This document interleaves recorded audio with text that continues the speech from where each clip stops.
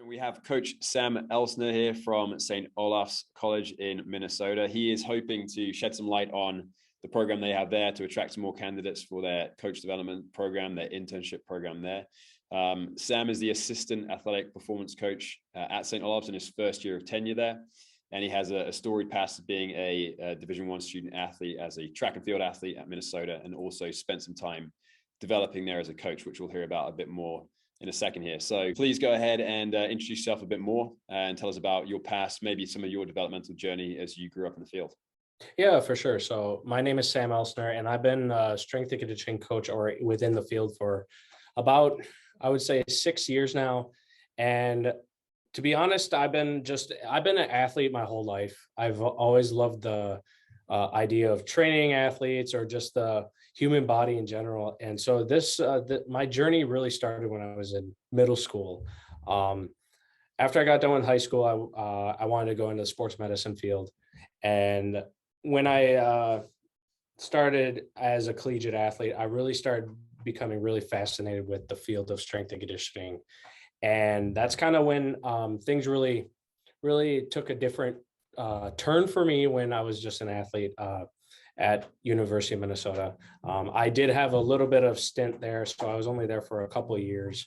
And then I transferred out to Division III school to finish up my athletic career. But during my time at Minnesota, that's really was the pivotal point in my career and my story, taking a different road into strength and conditioning because of my strength coach, who was Cal Dietz.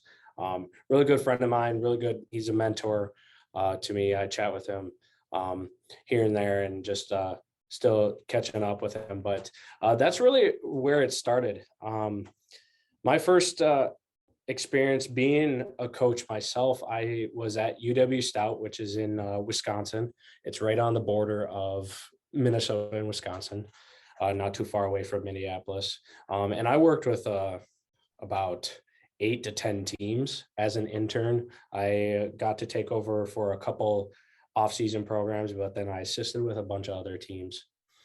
As I finished up my time at UW Stout with my undergraduate degree, I went on to be an intern for Cal under the men's and women's hockey programs. And I got to learn a lot about not just being a strength and conditioning coach on how from the theories and methods on how to train athletes, but really learn how to be a mentor to others, how to run an internship curriculum, how to be a sports scientist. And that's kind of also to piggyback off of me just being an athletic performance coach. I really dove into the world of sports science. So during learning how to monitor daily wellness, training load, all of that stuff. And it really has helped me become kind of a two-headed quote unquote expert. So I pair a lot of the things that I do here currently as an athletic performance coach along with the sports science side of things. So that's kind of a pretty quick blurb of how like my story has come. I've been at a few other private facilities before my time here at St. Olaf, where I was at a volleyball facility as a head coach and at a baseball and softball facility as well before. So I had a little bit of time in the private sector before I finally got my first full-time collegiate role. Gotcha. Yeah, that's great. And it's really interesting to hear people's journeys. And it's, I guess it's not uncommon that many strength conditioning coaches have had some experience in an athletic context as an athlete themselves, whether that be, within the NCAA or just more as a recreational athlete. But it's always interesting to kind of get the perspective on one side of the coin as the athlete receiving, and then as the coach in giving on the other end. Yeah. And the number of coaches that exist in the States having had some time developing through Minnesota is staggering. There's like a big network there. Which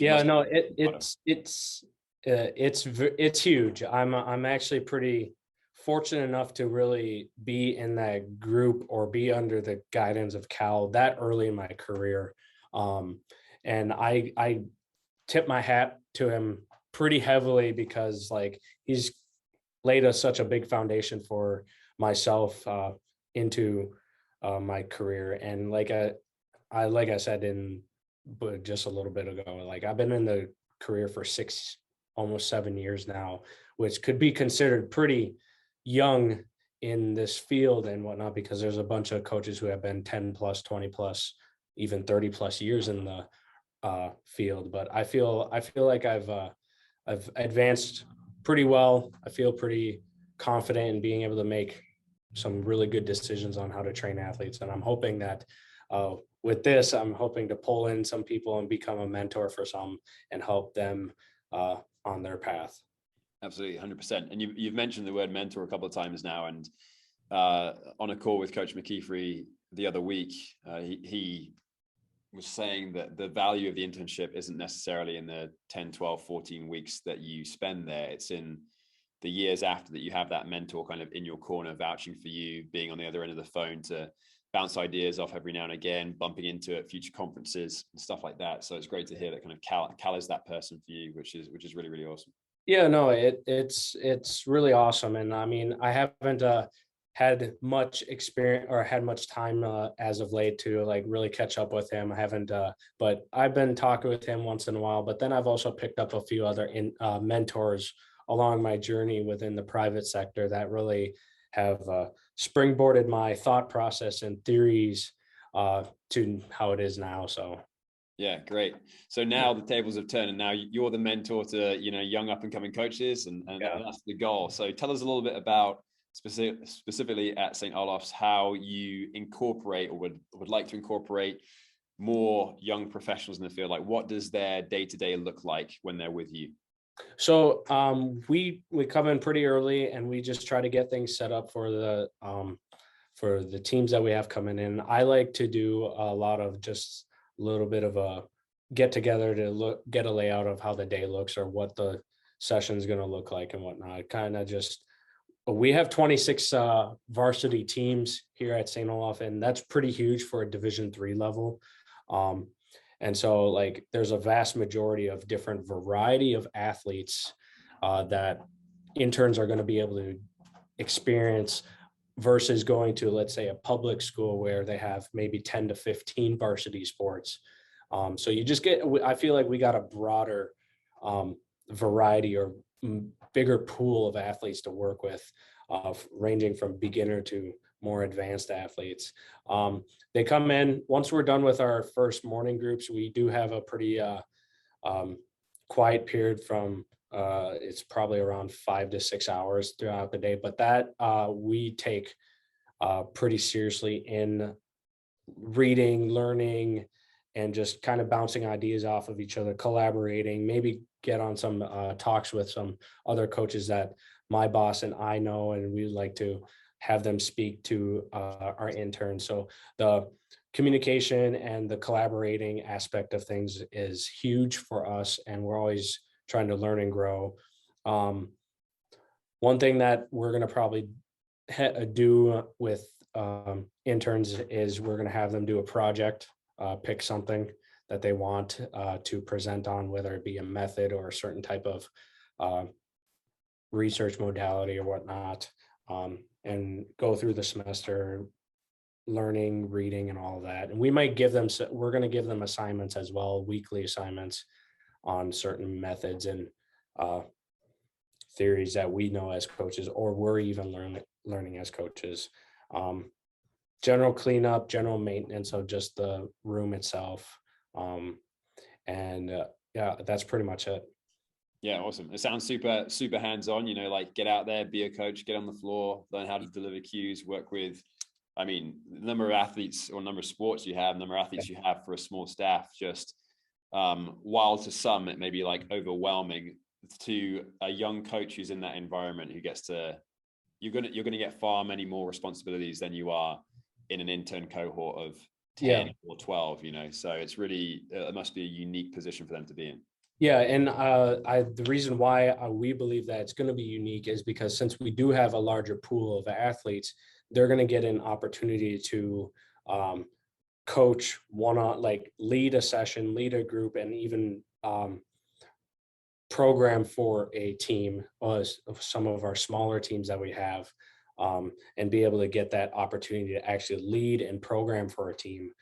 That's something that I feel like is going to put us onto a different level, because other programs, you have the head coach programming for the team, and then interns are running the session or helping assist the session, whatnot, but not having that idea or having that experience of actually sitting down, writing down a program, or writing down a mesocycle or an annual plan for a team. In this case, it'll be semester plan. Um, so that I feel like that's going to be a really huge experience for us.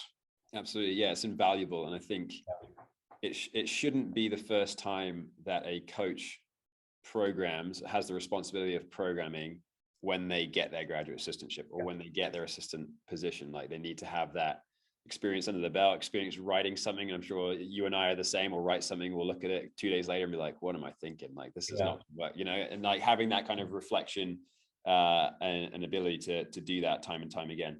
No, that's great. And with your intern and your internship program, your curriculum that you run, obviously now that you're in a role where you're mentoring people, you can probably think back to the days when you were developing and you had those blind spots that you didn't necessarily know from the textbooks or just studying through college. So in terms of these young coaches who are going to be coming to you, can you talk a little bit more about your curriculum or the areas that you think they'll need help in developing so that they're ready to eventually take that next step? I think the biggest concept that I think is going to put like the interns that we have on a whole new level is our ability or our thought process on that. You shouldn't stick to what the script says. It's okay to go off script or actually go take I like to say a different exit, but you're still on the same path to your destination. I've done that as a very young coach, where I written something and I stuck to it, and wasn't really mindful of how an athlete felt, or was how much stress he or she had on a day-to-day basis. So being able to learn how to go off script, change it, and be adaptable as a coach, that's probably the biggest and most vital concept or trait that I have found as being a coach, and wishing that I learned that really early on. And also just being very flexible and not married to one method. That's something that I've been learning as of late, or as the past couple years in my career, because I mean, I was married to triphasic training, of course, when I was under Cal Dietz, but then I was able to modify it, and then it was like, okay, there's actually a realization of like, an athlete does not need this. What else does he or she need? And so just really being broad and not married to one method is, I think, going to be a huge concept for young coaches to learn real early on. Absolutely. Yeah.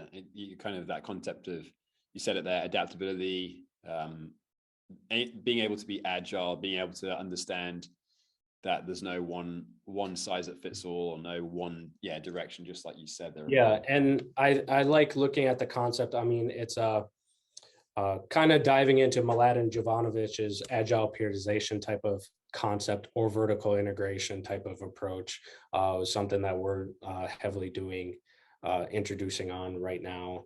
But I like learning of the concept of Bruce Lee, like if water's put in a bottle, it becomes a bottle, and something like that. So that's something that's I've taken on pretty seriously as a professional myself and as a person. And I feel like that's been huge for my development. I've helped my boss learn some things. He's helped me learn some things and whatnot. So we're hoping that we can instill that type of theory, that ideology, or just that type of personal practice onto an up and coming coach. Yeah, fantastic. So you said it before, how you are obviously a strength conditioning professional and athletic performance coach, but then you also you kind of wear that hat of that sports scientist as well, dealing with data, visualizing information, stuff like that. So in terms of incoming interns who you're hoping to be able to attract to develop under you guys, you're probably looking for certain personality traits, certain professional characteristics, maybe something that they have that might be able to fill a need. It's always awesome when you have a young coach who actually is able to like add true value to your department. And more often than not, those are the ones that you stick your neck out for to either get a position somewhere else, or you're knocking on the door of the athletic administration saying, hey, is there money in the budget to be able to bring this person on full time? So what kinds of incoming interns are you looking for in terms of those characteristics? What will mesh well with you guys there? Yeah. Before I say that, for me, I've always found something in a person, and I have always found value in a person, no matter his or her strengths or weaknesses. So, but to go answer your question, we want to look for someone who's obviously just adaptable, being able to soak up as much as he or she can in his or her own time, because they're going to absorb a lot of information, but only you be able to retain some of that information. So being adaptable, strong work ethic, being able to communication is a huge part of what we do, because because we talk with our sport coaches almost on a daily basis. So being able to have them, if they do get that opportunity to coach and program for a team, they're going to get that experience of talking to the sport coach and being able to communicate with that, and being able to have that ability to articulate what they're doing to someone who isn't in our field. And for the sports science side of things, like I like learning from everybody from that side, because that's just something that I picked up through my time, and I'm always still learning from that, because that's not that I want to get really good at that. And I hopefully can find someone who's has a mathematics role, a statistical role, analytical role, who's really good with the computer-based stuff. So someone who has those type of skills or is proficient in those realms is going to be huge for both of us, my boss and I. And I always like learning from someone. So that's probably one thing that we're looking for as well. So that's great. No, it's clear both you and your boss are passionate about professional development, but there's only a certain number of hours in the day, isn't there? And you have all these conflicting requirements of obviously the job you perform, but then also trying to develop yourself too. So it's great when you can have somebody who can come in and fill that bucket a little bit more and help educate you sometimes. Like I've had many young coaches who've had that skill set that I didn't have, that has, helped me to kind of push myself along the path as well. That's great. Well, hey, Coach, it sounds like you've got a great thing going on, and hopefully we can get a number of young individuals headed your way to learn under you and to develop through St. Olaf's as well. Super glad you reached out. This is largely the point of what we're trying to do, is make sure that these young coaches know these opportunities exist, whether they're on their doorstep or they're not.